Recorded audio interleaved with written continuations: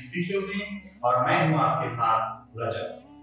दोस्तों, आज हम आपको उस विषय के बारे में बताएंगे जिस विषय के बारे में लोग सोचकर लोग अपने जीवन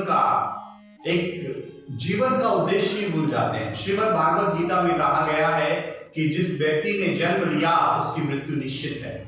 तो दोस्तों, क्या वास्तव में जन्म लेने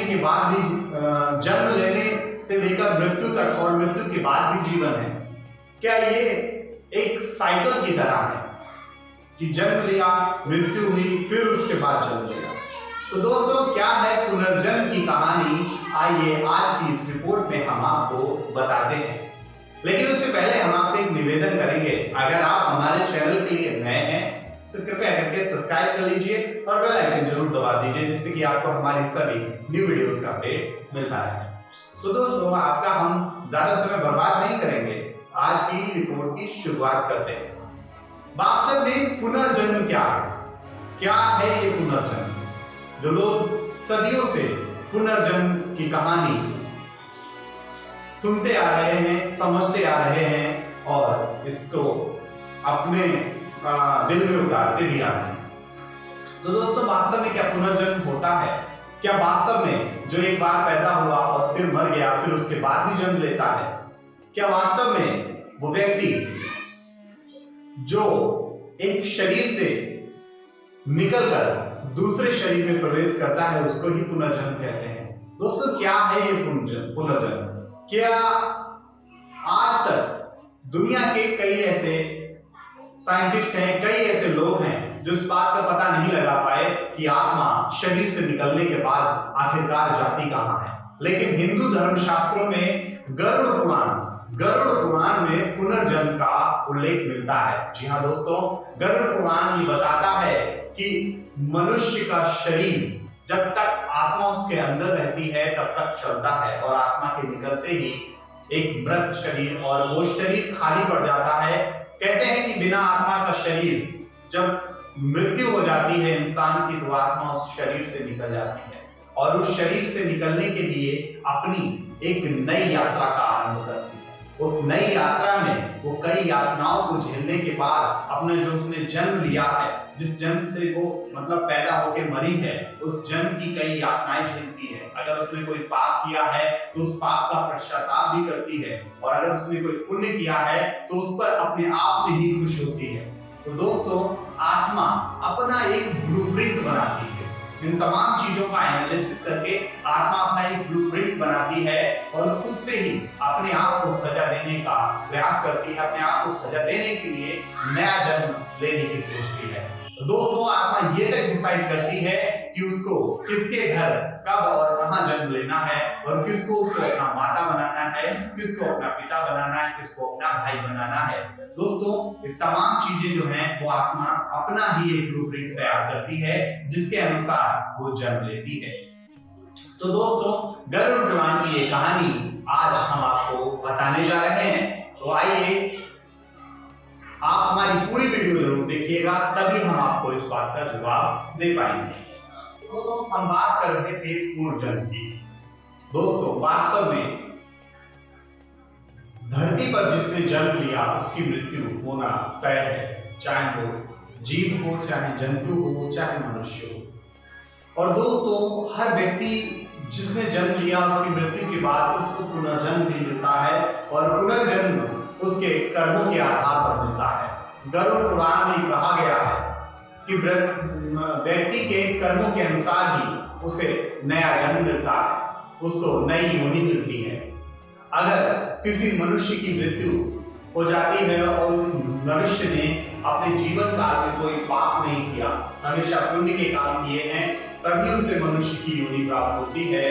वरना उसे कई ऐसी यातनाएं दी जाती हैं, कई ऐसी योनियां प्राप्त होती हैं जिन योनियों को मनुष्य जीवन में सोचना बड़ा भयावह होता है। दोस्तों, मैं आपको बता दूं कि जो मनुष्य अपने पूरे जीवन काल में भगवान को समर्पित नहीं रहता, भगवान की भक्ति नहीं करता, उसको 100 साल तक कौवे का जीवन व्यतीत करना पड़ता है। और जो व्यक्ति अपने बड़े भाई का अपमान करता है, जो व्यक्ति अपने बड़े भाई से घृणा करता है, बड़े भाई का अपमान करता है, उस व्यक्ति को भी एक ऐसे पक्षी के रूप में जन्म लेना पड़ता है जो 10 साल तक उसी पक्षी के रूप में रहता है। और दोस्तों कई बार मनुष्य की योनि में सांप, गिद्ध और भेड़िए, मुर्गा, इन तमाम योनियों में जन्म लेना पड़ता है क्योंकि उसके कर्म अच्छे नहीं होते। तो दोस्तों पूर्व जन्म जो पुनर्जन्म है, पुनर्जन्म की कहानी तो सच है। ये गरुड़ पुराण भी कहता है कि इंसान का मरने के बाद में दोबारा से जन्म होता है, और इस दोबारा से जन्म होने में मनुष्य बनने में कितना समय लगता है ये उसके कर्मों पर निर्भर करता है। अगर उसके कर्म अच्छे होंगे तो उसको मनुष्य का जीवन मिलेगा, और अगर उसके कर्म अच्छे नहीं हैं तो वो मनुष्य की योनि को प्राप्त नहीं कर पाएगा। दोस्तों मैं आपको बता दूं कि व्यक्ति के जितने भी जीवन काल में उसने चाहे 100 साल का जीवन जिया हो, चाहे 50 साल का जीवन जिया हो, लेकिन अगर उसने अपने जीवन काल में भगवान की भक्ति नहीं की, दूसरों का भला नहीं किया, हमेशा ऐसे काम किए हैं जो काम लोगों को कष्ट पहुंचाते थे, तो उन तमाम ऐसे लोगों के लिए मनुष्य की योनि प्राप्त करना बहुत ही मुश्किल हो जाता है। तो दोस्तों मनुष्य की योनि प्राप्त करने के लिए सबसे पहले मनुष्य को पुनर्जन्म प्राप्त करने के लिए अपने पूरे जीवन काल में एक भी पाप नहीं करना है। जाने अनजाने में किए गए पाप भगवान माफ नहीं करता और उसकी भी सजा देता है। तो दोस्तों मैं आपको बता दूं कि पुनर्जन्म की कहानी तो सच है। वास्तव में गरुड़ पुराण कहता है कि एक बार जो मनुष्य पैदा हुआ उसकी मृत्यु तय है, और मृत्यु के बाद पुनर्जन्म भी तय है।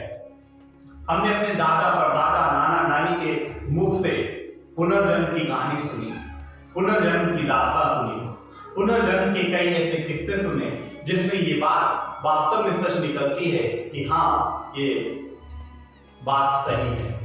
कई बार हम अपने आसपास ही हमारे जो लोग होते हैं वो कई बार हमें ऐसा लगता है कि ये जो हमारे साथ रह रहे हैं ये हमारे साथ पिछले जन्म में भी थे, या ये जो इनका जन्म हुआ है ये जन्म इनका पहले किसी का और रूप में था। दोस्तों इस पुनर्जन्म की कहानी का जो सच है वो वास्तव में गरुड़ पुराण बिल्कुल सही दर्शाता है।